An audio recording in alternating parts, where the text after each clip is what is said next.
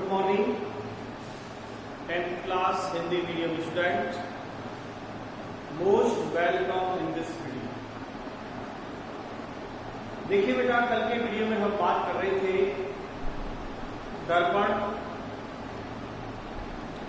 के प्रकार, उत्तल दर्पण, अवतल दर्पण। अवतल दर्पण को अभिसारी दर्पण भी कहते हैं। क्यों कहते हैं ये मैं आपको बता चुका, और उत्तल दर्पण को अपसारी दर्पण कहते हैं, ये भी आपसे मैं बात कर चुका।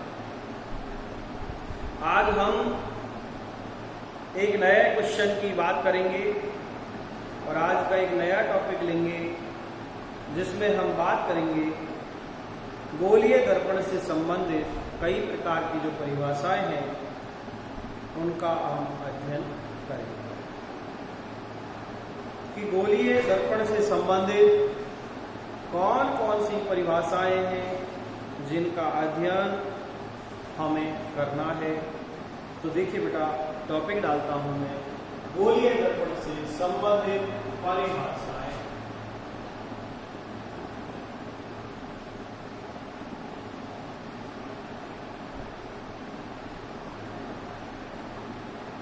गोलीय दर्पण से संबंधित परिभाषा, relative definitions from spherical mirror.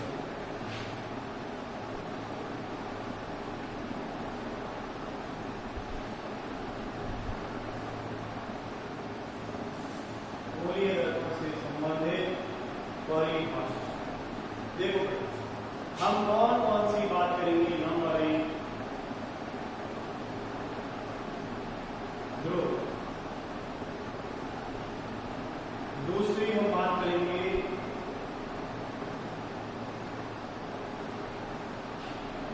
वक्रता के। अब गोलीय दर्पण में चाहे दर्पण उत्तल हो चाहे दर्पण अवतल हो, दोनों से ही पढ़ लेंगे। ध्रुव, वक्रता केंद्र,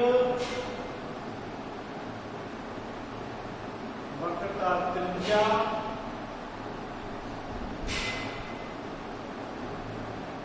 मुख्य अक्ष, मुख्य फोकस,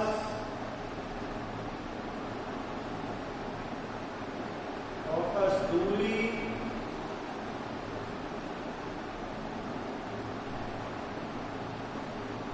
द्वारक।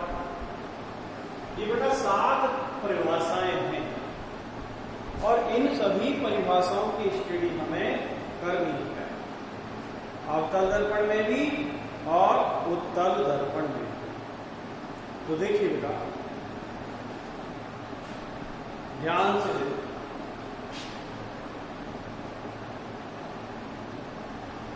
ये उत्तल दर्पण है, सॉरी अवतल दर्पण। कौन सा है? अवतल दर्पण। तो देखो बेटा, अवतल दर्पण किसी गोले को काट कर बनाया होगा। ये किसी गोले का कटा हुआ भाग है।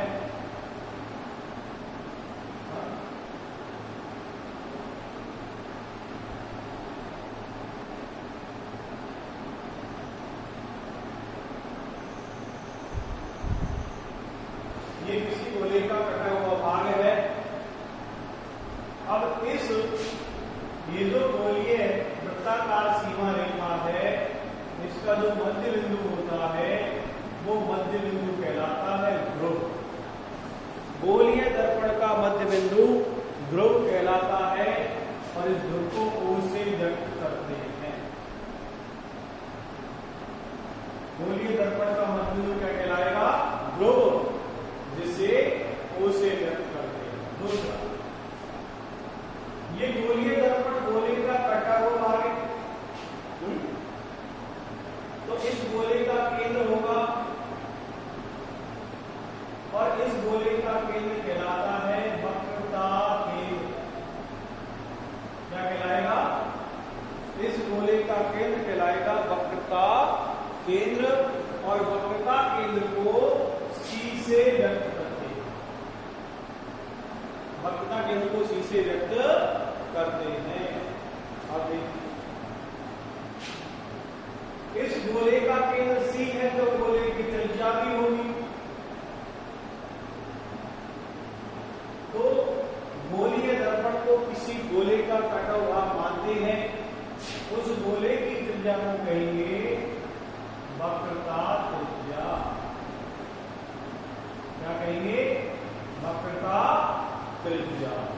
तो देखो परिभाषा पहली हो गई ध्रुव, दूसरी वक्रता केंद्र और तीसरी वक्रता त्रिज्या। वक्रता त्रिज्या को R से व्यक्त करते हैं। चौथी परिभाषा, यदि मान लीजिए इस वक्रता केंद्र से प्रकाश की किरण ध्रुव पर जाती है तो इससे टकराने के पश्चात उन्हें वापस इसी मार्ग पर आ जाती है। कहने का मतलब ध्रुव और वक्रता केंद्र से गुजरने वाली रेखा ये कहलाएगी मुख्य अक्ष, प्रिंसिपल एक्सिस। क्या कहलाएगी? मुख्य अक्ष कहलाएगी। अब देखो अगला हमारे पास है मुख्य फोकस। जब प्रकाश की किरण मुख्य अक्ष के समांतर, ये मुख्य अक्ष और इस मुख्य अक्ष के समांतर जब कोई प्रकाश की किरण दर्पण पर जाती है तो देखिए, जब भी प्रकाश की किरण अवतल पर जाएगी तो अवतल दर्पण परावर्तित करेगा और वो इस मुख्य अक्ष को काटती हुई निकल जाएगी। और जहां काटेगी उस कटान बिंदु, ये जो मुख्य अक्षीय किरण समांतर आ रही है दर्पण पर टकराने के पश्चात एक बिंदु पर आती है, जो बिंदु वक्रता केंद्र और ध्रुव के बीच में होता है। ऐसे ही एक और किरण का बहुत सारी किरण आप लोगे तो टकराने के पश्चात वो एक बिंदु पर आकर मिलते हैं, उस बिंदु को ही कहते हैं फोकस बिंदु। ये जो बिंदु है ये बिंदु ही कहलाता है मुख्य फोकस। मुख्य फोकस और मुख्य फोकस को F से व्यक्त करते हैं। किसे कहेंगे? F से। अगर फोकस दूरी, फोकस दूरी, ये मुख्य फोकस और ये ध्रुव, इनके बीच की दूरी को फोकस दूरी कहते हैं और इसे स्मॉल f से व्यक्त करते हैं। ठीक है। और नेक्स्ट द्वारक, गोलीय दर्पण की वृत्ताकार सीमा रेखा जो M और N है, MN, वृत्ताकार सीमा रेखा का व्यास द्वारक कहलाता है। गोलीय दर्पण की वृत्ताकार सीमा रेखा का व्यास द्वारक कहलाता है। तो देखिए बेटा, इस डायग्राम के अंदर आपको सभी प्रकार की परिभाषाएं आपको मिलेंगी। इसमें दर्पण के वक्र पृष्ठ का जो मध्य बिंदु है वो ध्रुव कहलाएगा और गोलीय दर्पण को हम गोले का भाग मानते हैं। उस गोले का केंद्र वक्रता केंद्र, उसकी त्रिज्या वक्रता त्रिज्या, वक्रता केंद्र से ध्रुव की दूरी वक्रता त्रिज्या के बराबर, ध्रुव और वक्रता केंद्र को मिलाने वाली सरल रेखा, ध्रुव और वक्रता केंद्र को मिलाने वाली सरल रेखा मुख्य अक्ष कहलाएगी और किसी दर्पण के ध्रुव से फोकस की दूरी को फोकस दूरी कहते हैं, जिसे स्मॉल f से व्यक्त करते हैं। तो इस प्रकार देखिए बेटा, आपके सामने जो चित्र है इसमें आपको मैं परिभाषा समझाई, ये चित्र आप पूरा समझ लें और फिर एक एक परिभाषा को आप आसानी से कर पाओ। ठीक है। तो सबसे पहली परिभाषा डाल दो आप ध्रुव। सबसे पहली परिभाषा ध्रुव, और ध्रुव में एक लाइन लिख दें आप। ध्रुव में एक लाइन लिख देना, गोलीय दर्पण का मध्य बिंदु ध्रुव कहलाता है। गोलीय दर्पण का मध्य बिंदु ध्रुव कहलाता है। इसे O से व्यक्त करते हैं। Mid point of spherical mirror is called pole, represented by O. English में से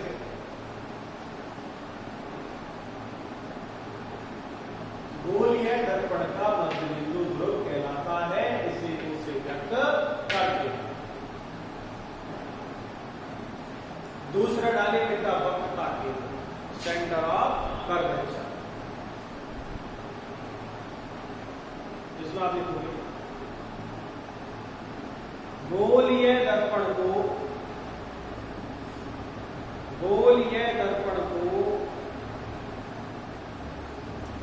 किसी गोले का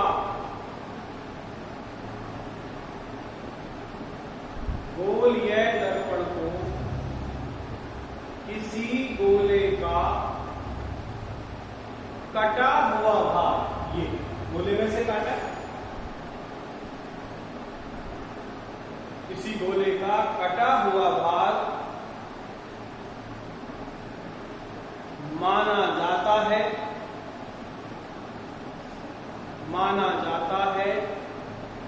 उस गोले का केंद्र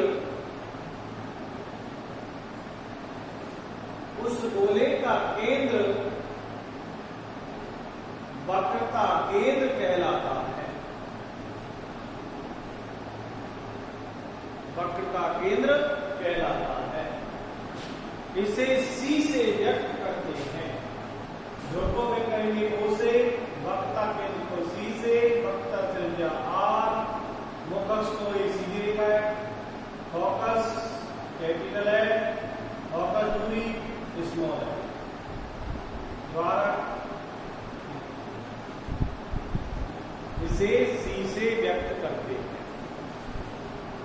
अगली को परिभाषा नंबर 3, वक्रता त्रिज्या। इसी तरह जैसे आपने वक्रता केंद्र को लिखा, ऐसे ही वक्रता त्रिज्या में लिखेंगे। वक्रता त्रिज्या में लिखो गोलीय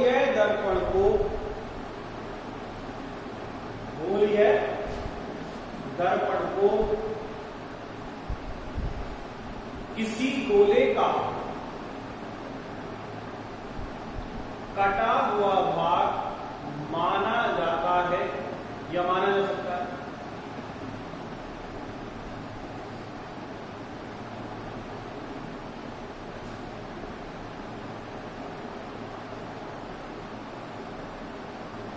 गोलीय दर्पण को किसी गोले का कटा हुआ भाग माना जाता है। उस गोले की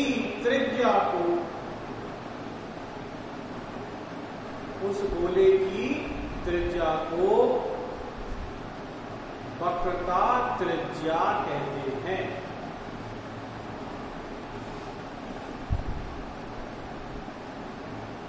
इसे R से व्यक्त करते हैं।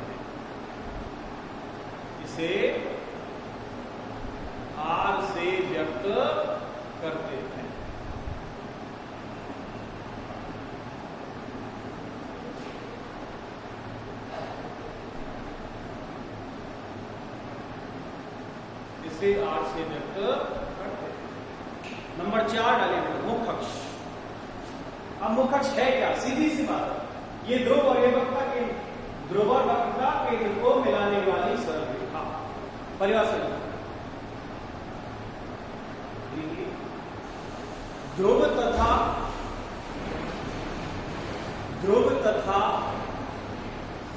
वक्रता केंद्र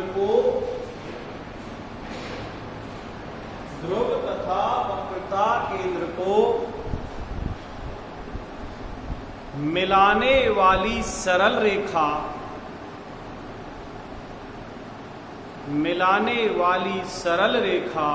को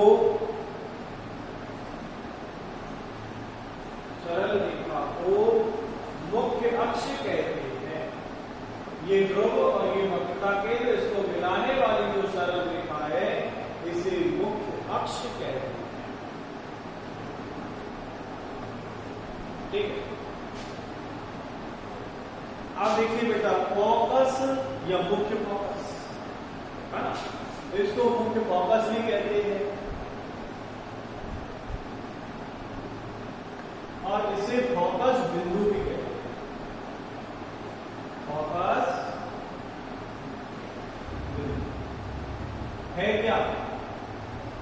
ये जो मुख अक्ष है, इस मुख अक्ष के ऊपर भी समांतर जा रही है, नीचे भी समांतर जा रही है, और टकरा कर दोनों एक बिंदु पर आएगी। देखो ये टकराई और ये चली यहां से यहां पहुंच गई, सीधी निकल गई, ये यहां से निकल गई। तो जहां आकर मिलेगी वहीं फोकस बिंदु बनेगा। तो परिभाषा बोल रहा हूं, सुन लेना ध्यान से, कि जब प्रकाश की किरण मुख्य अक्ष के समांतर, जब प्रकाश की किरण मुख्य अक्ष के समांतर चलकर दर्पण पर आती है, ये आ गई आती है, तो परावर्तन के पश्चात, तो परावर्तन के पश्चात एक बिंदु पर आकर मिलती है।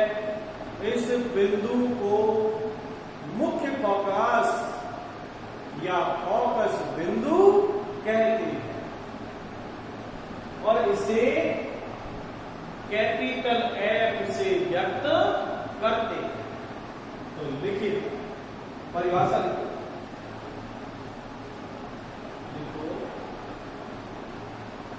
जब प्रकाश की किरण, जैसे एक बार बता दूं, देखो इधर ये दर्पण है, ये मुख्य अक्ष है, ये समांतर किरण चली, ये वक्ता केंद्र सी ओ, ये चलने के बाद यहां से मिली, ये इधर से चली और यहां से चलने के बाद ये यहां से मिली। तो जहां पर ये मिले आपस में वही फोकस बिंदु होगा। ये देखिए, जब प्रकाश की किरण मुख्य अक्ष के समांतर चलकर, एक ये जा रही, एक ये जा रही, तो ऊपर की टकरा कर नीचे आएगी, नीचे की ऊपर जाएगी। जब प्रकाश की किरण मुख्य अक्ष के समांतर चलकर दर्पण पर आती है, दर्पण पर आती है, तो परावर्तन के पश्चात, तो परावर्तन के पश्चात एक बिंदु पर आकर मिलती है, चाहे वो आकर मिले चाहे बिंदु को काटे, एक बिंदु पर आकर मिलती है। उस बिंदु को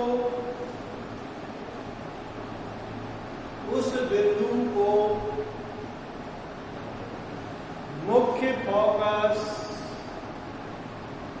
या फोकस बिंदु कहते हैं। इसे कैपिटल एफ, इसे कैपिटल एफ से व्यक्त करते हैं,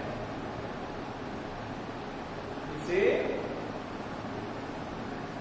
कैपिटल एफ से व्यक्त करते हैं।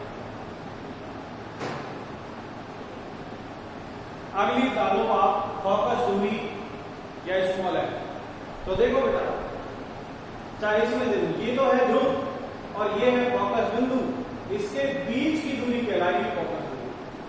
छोटी सी परिभाषा, तो डालो टॉपिक फोकस दूरी और लिखो इसमें एक बार, देखिए, ध्रुव तथा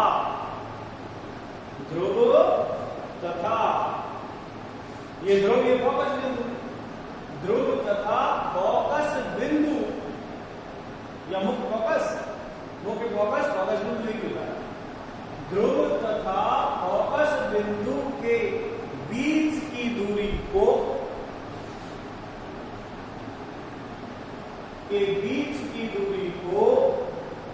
फोकस दूरी कहते हैं, फोकस दूरी कहते हैं। इसे स्मॉल एफ से व्यक्त करते हैं, इसे स्मॉल एफ से व्यक्त करते हैं। अब हम ये कह सकते हैं, एक मान लीजिए वक्र का जो त्रिज्या है उसका आधा है फोकस दूरी, तो मैं यहां पर एक सूत्र भी बता सकता हूं